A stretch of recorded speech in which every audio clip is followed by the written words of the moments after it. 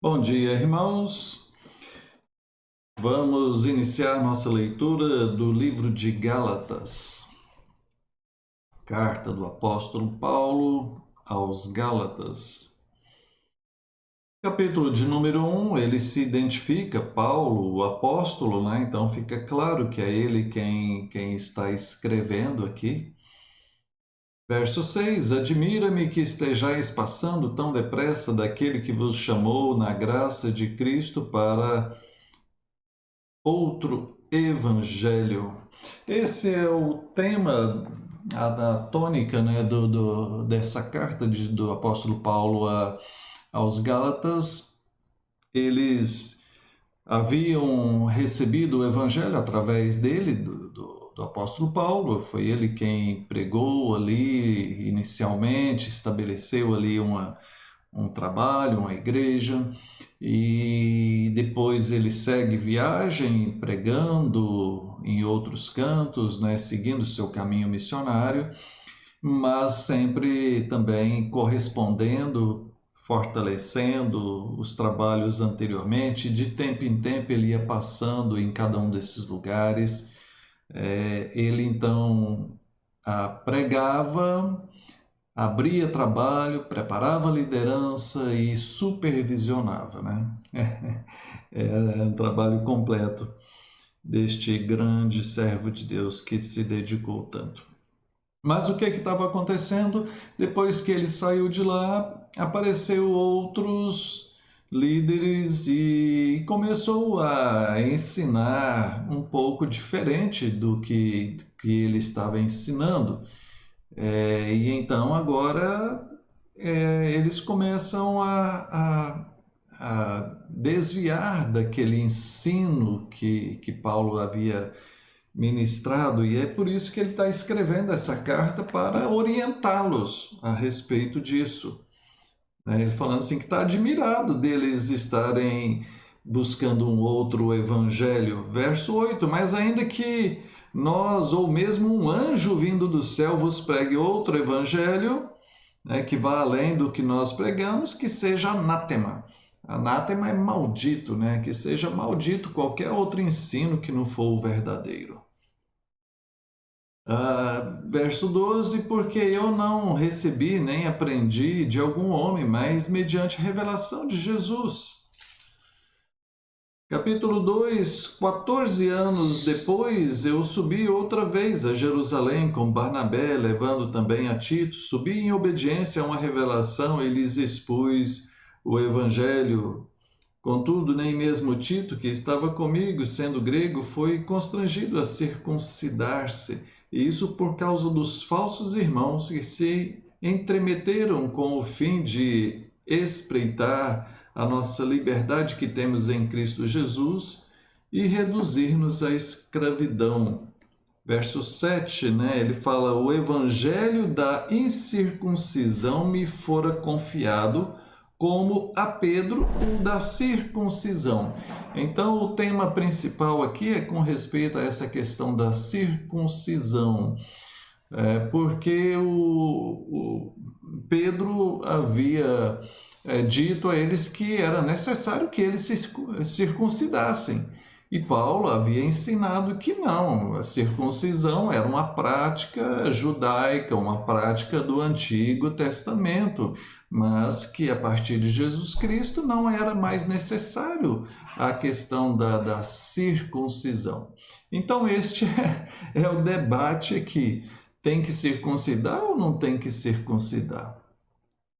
Por que tem que circuncidar? Qual o objetivo da circuncisão? Dito como um ato religioso, é claro, né, gente? Então, veja, ele fala assim: olha, Deus me deu o evangelho da incircuncisão.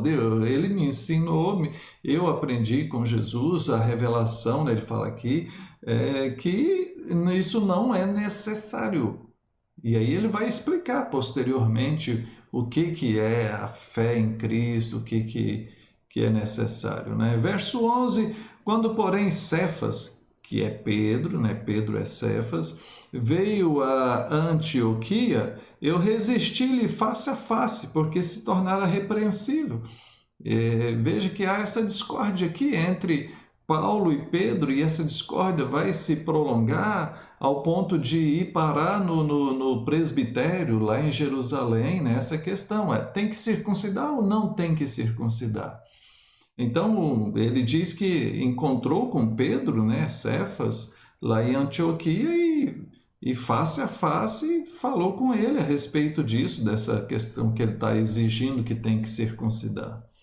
Verso 16: sabendo, contudo, que o homem não é justificado por obras da lei, e sim mediante a fé em Cristo Jesus. Ele começa a explicar o seu argumento. O argumento é que a circuncisão é obra da lei, mas o que é necessário, né, é a fé, né, é a fé em Jesus Cristo.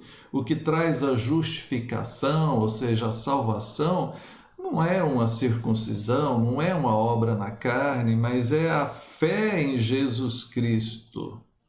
Verso 19: porque eu, mediante a própria lei, eu morri para a lei, a fim de viver para Deus. Eu estou crucificado com Cristo. Logo já não sou eu quem vive, mas Cristo vive em mim.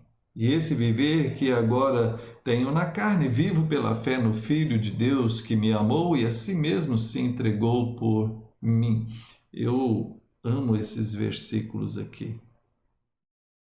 Estou crucificado com Cristo, já não sou eu quem vivo, mas Cristo vive em mim.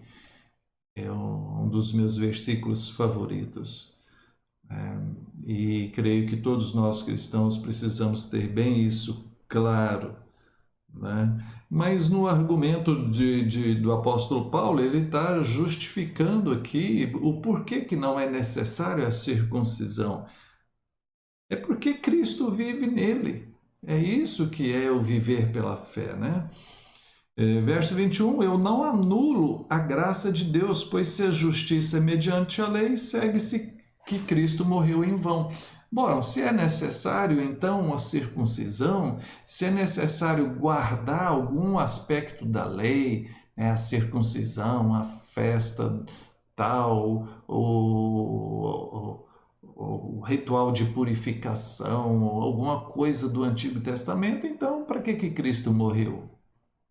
Vamos viver igual era no Antigo Testamento, então. Esse é o argumento que ele está fazendo aqui, tá bom? E vai continuar nos próximos capítulos, né? Vou deixar para seguir o fluxo do texto aqui, senão eu falo tudo até o capítulo 2, né? Amém. Vamos orar? Pai, bendito seja o Senhor. Nós cremos em Ti, sabemos que somos salvos pela graça, pelo sacrifício de Jesus e não pela observação de algum ritual do Antigo Testamento. Graças te damos, ó Pai. Em nome de Jesus. Amém. Deus abençoe, meus irmãos.